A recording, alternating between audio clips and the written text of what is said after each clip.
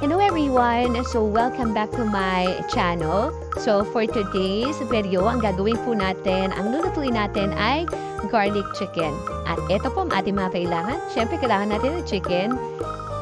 Meron na po siyang salt and pepper kanina. Nakalimutan ko lang po siyang videohan. Pero meron na po siyang konting salt and meron na po siyang konting pepper. So ayan po, paghahaluin lang natin.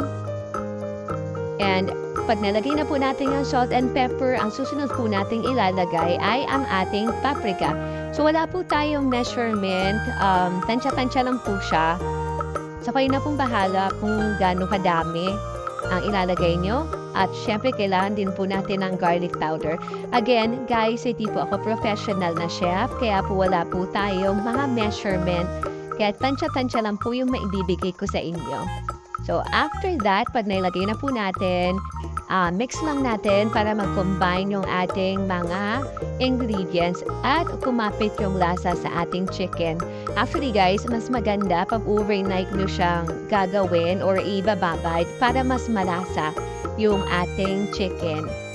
So, okay na yan. Ang gagawin natin is set aside lang muna natin siya dahil gagawin naman natin ang pangkut natin sa ating chicken. So, bali ipiprito muna natin siya, guys. So, kuha lang tayo ng another bowl. So, dyan sa bowl na yan, syempre ilalagay natin ang ating cornstarch. Kung gusto niya pong lagyan na ng flour, okay lang din po yun. So, i-ano nyo na lang, kumbaga i-measure nyo na lang, half cup of flour and then half cup of cornstarch. Pero dahil wala akong harina, okay na tong cornstarch for today.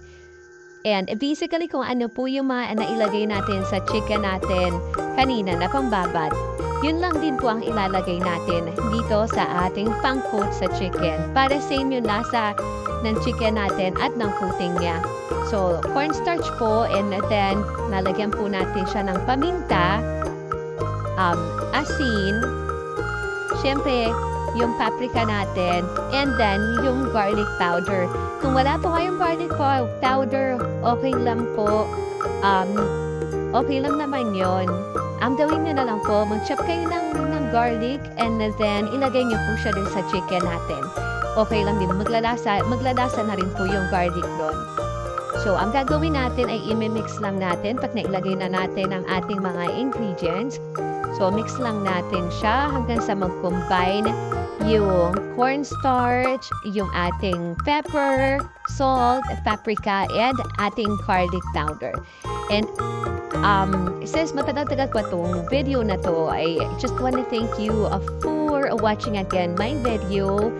Please don't forget to like and to subscribe and pakihit na rin yung notification bell para updated kayo sa ating next video. So, ayun na nga. So, going back. So, ayan na yung ating chicken. Ready na ang ating coating. Ang gagawin lang natin ay i-coat lang natin yung chicken natin. Actually, dahil sa start na po magprito niyan. Hindi ko lang siya na-videohan kanina. Pero, ayan na siya. So, i-coat lang naman natin siya.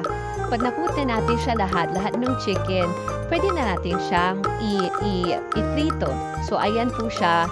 Yan na po yung itsura niya. Pag piniprito na po siya, so, hihintayin lang po nating maluto lahat ng ating chicken. And then, after maluto ng lahat, sa isang pan, ay maglalagay po tayo ng konting oil. So, ayan na po yung itsura ng ating chicken na pinrito kanina. Actually, dinoble fry ko yan, guys, para mas crispy siya. Pero kung ayaw nyo, okay lang din. So, maglalagay tayo sa pan nung oil na ginamit nating pamprito kanina para kahit papano, andun na yung lasa ng chicken natin. So, ilalagay natin, pag mainit na yung oil, maglalagay tayo ng garlic. So, igigisa-gisa lang natin yan, yung garlic na yan, hanggang sa mahamoy na siya, hanggang sa mabango na yung ating bawang. So, pag okay na siya, ayan, depende sa inyo, pag kulang pa yung mantika sa tingin nyo, pwede nyo naman siyang dagdagan. iniisip ko nga as early as now, nag-iisip na ako anong pwedeng lutuin natin sa Pasko, no? Para kahit papano, meron na kayong mga ideas na pwede nating lutuin.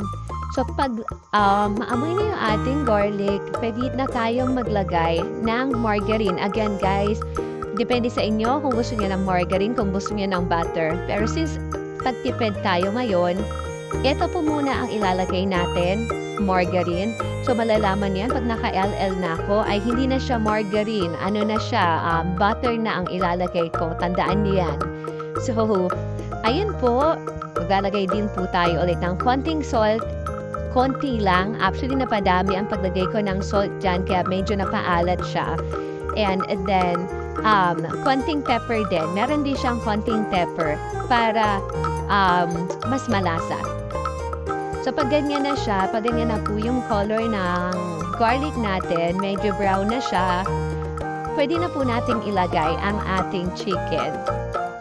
So, madali lang tong recipe na to. Ilang lang to actually. Ang pinakamahirap lang talaga dito, yung magda-double fry ka ng chicken kasi napaka-time consuming niya. Kaya, sasuggest ko, kung ito yung gagawin nyo, siguro mga 8 pa lang nagpiprito na kayo. Kasi syempre, kailangan nyo pang panamigin yung chicken na pendito nyo. And then, pag malamig na, tsaka nyo siya i-deep fry, isa-second fry, para crispy talaga yung balat niya. Pero optional lang yun. Ano, depende sa inyo. Kung ayaw nyo, di wag. Basta, kung gusto nyo ng crispy, dapat i-double fry nyo siya. Okay? So, okay. So, ayan na po.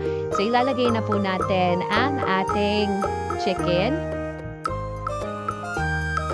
Ayan. Ayan na po yung itsura niya. Ayan na po yung itsura niya. Again, guys, hahaluin lang natin siya. And, thank you ulit sa mga nanood. At kung umabot ka sa part na to, thank you so much. Sana ay mag-subscribe ka at mag-like ka.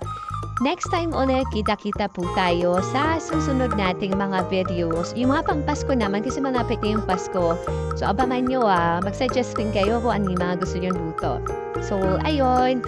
Thank you so much, guys. See you. Bye-bye.